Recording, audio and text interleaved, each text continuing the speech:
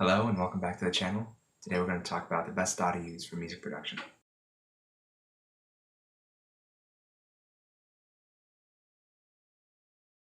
Basically the answer to that is that the best DAW is the one that you know how to use well.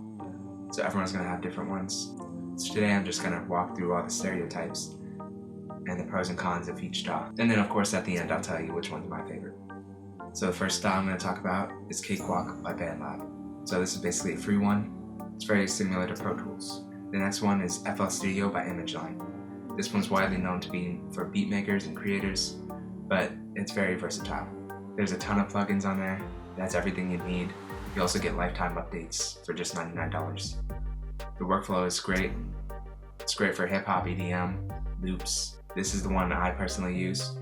I know it inside and out. I know there's hundreds of plugins and I know each one of them basically inside and out. So when you know a DAW inside and out, it's probably going to be your favorite. The next one I'm going to talk about is Ableton Live.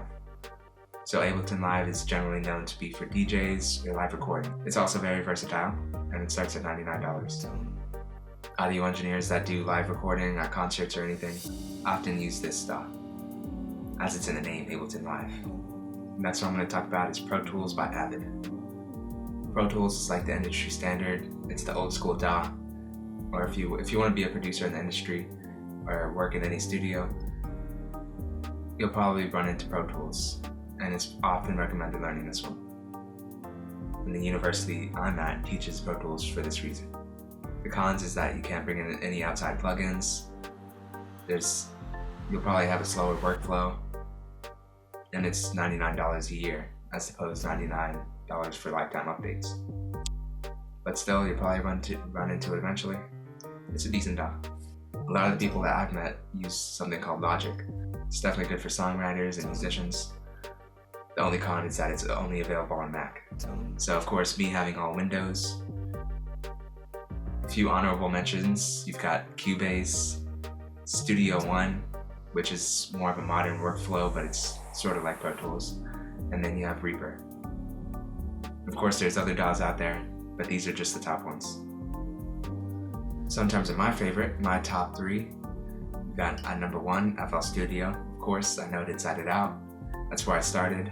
I started as a beat maker. So FL Studio is my favorite. I just know every plugin for the most part. And my creative flow is on point there. Number two, I'd say is at Pro Tools.